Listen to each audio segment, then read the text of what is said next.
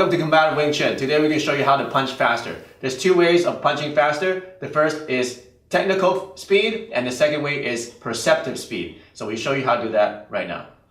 The first strategy of punching faster is to have better technical speed. Technical speed means to have better body mechanics and position for your body to punch faster. So the first tip is to have a low elbow that comes out straight like this instead of flaring out your elbow, because this causes your hand to go in a straight line.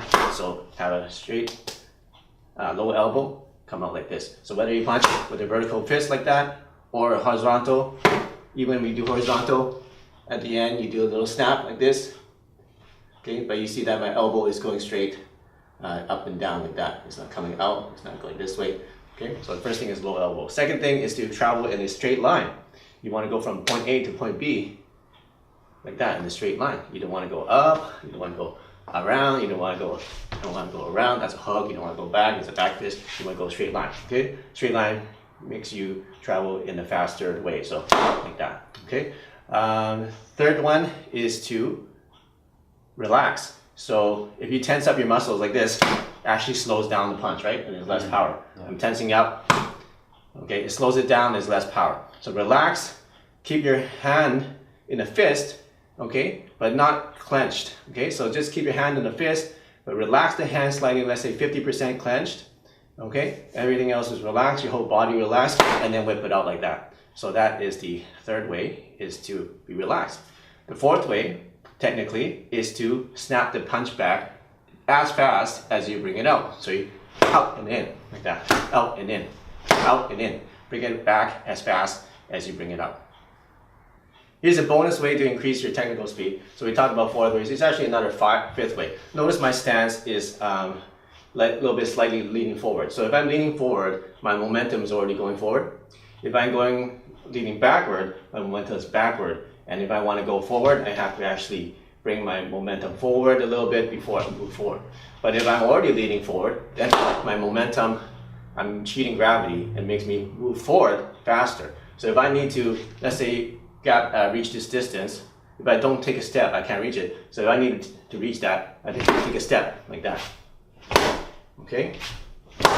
Like that. So another fifth technical speed is, if you need to take a step, is to lean forward a little bit so that you cheat gravity and your momentum brings you forward faster. So the second strategy of increasing your speed is to increase the perceptive speed. That means increase the speed so that your opponent won't see it coming. Okay, so the first way of doing this is to not have any telegraphing movements. So one way to train this is to have the partner do this, hold the pad.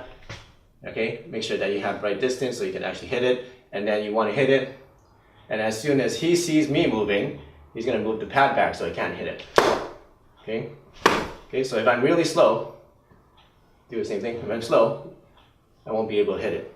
Okay, so let's say that I do something wrong, which is I move my elbow like this, he's going to see that, right? Or if I wind up and then hit it, he's going to see that. If I move my shoulder up first and then hit it, he's going to see that, right? So what you want to do is that if you're missing it, ask your partner, what is he seeing me move before he sees the punch? And then when he tells you, that's what you need to change. Okay, so ideally, you're going to be completely still, okay, and then go into the punch without any telegraphic movements, like that. Okay, right now I can't really reach it, so a little bit closer so I can actually reach it. Okay, like that. So that's perceptive speed. So like I said, you want to be non-telegraphing. So that means minimum movement. You don't want to have any raising of the elbow. You don't want to raise the shoulder. You don't want to cock your hand. You don't want to actually make any movement. You don't want to make the eyes bigger or grit your teeth or to make a loud noise. So minimum movement. Another thing that's very important that Bruce Lee emphasizes is to move your hand before foot. So in fencing, this is very important because they don't want to see the attack coming with a step. So usually when somebody punches, they're going to take a step to get into range and then punch. So what you don't want to do is to take a big step and then punch like that. That's too obvious, because once he sees you move your leg and step, he's going to know the punch is coming already.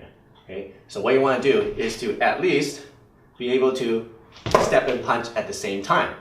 Now what Bruce Lee says according to his fencing training, is to move the hand before the foot. So you want to be moving the hand forward already before you even move the foot. So it's something like this. Okay, so you're kind of like falling into the punch.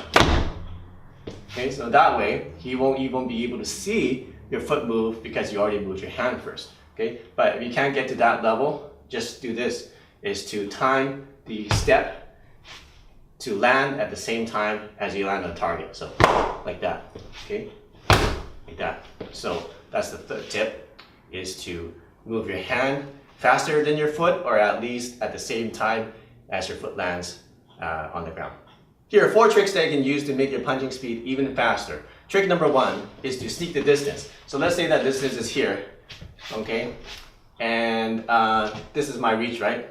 So what I want to do, so instead of punching from your chin to here, there's a distance from A to B, I'm going to sneak the distance and actually put my hand out here, so that my hand only has to travel from here to here. So it's a shorter distance. Shorter distance means faster. Okay, it'll have less time to react to that. So instead of punching here, I'm going to punch from here. It's even shorter distance. Okay, punch somewhere in between. The only downside of that is that when you bring your hand away from your chin, you're open to attacks because you just opened it up, your face over here, right? So make sure that you do use it at the right time. A second trick is to make your hand a little bit lower. Now, this will be probably a little bit more useful in street self-defense, because when you bring your hand lower, it's out of his field of vision, especially when somebody's angry. So in a street fight, usually the guy is angry, he's pumping full of adrenaline, and what that does to a person is you start to get tunnel vision. Okay, your field of vision actually narrows. So when that happens, it's really beneficial for you to actually start with your fist lower, especially before the fight, so that when it comes out, it's actually outside his field of vision. It'll be actually harder for him to see it coming because it's outside of his tunnel vision. So it'll somewhere like around here, okay, a little bit lower. And once again, whenever you bring your hands down, you're open to attack. So make sure that you don't use it, or just use it at the right time.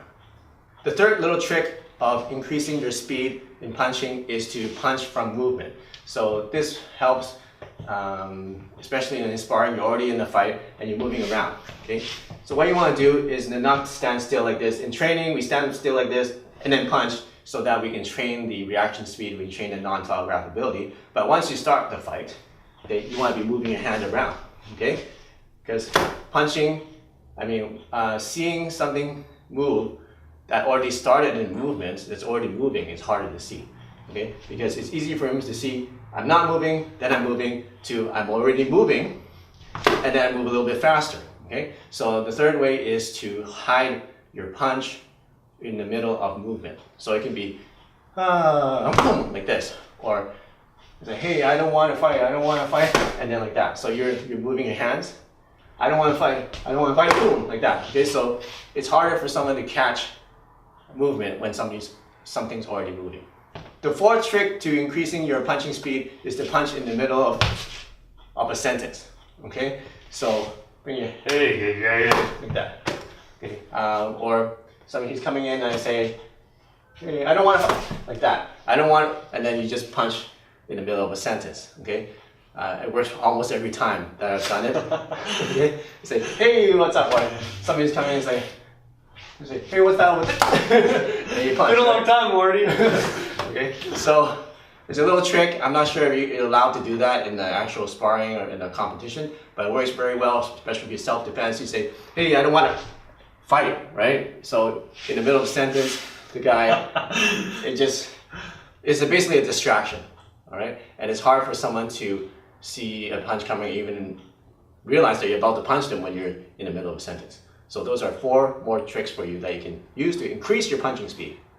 And thanks for watching our video on how to punch faster. Hope that helps you out. If you want to check out more of our videos, we got them right here for you. And if you're not already a subscriber, click the subscribe button and to get more self-defense, fighting, Wing Chun, and martial arts tips. So we'll see you soon in the next video.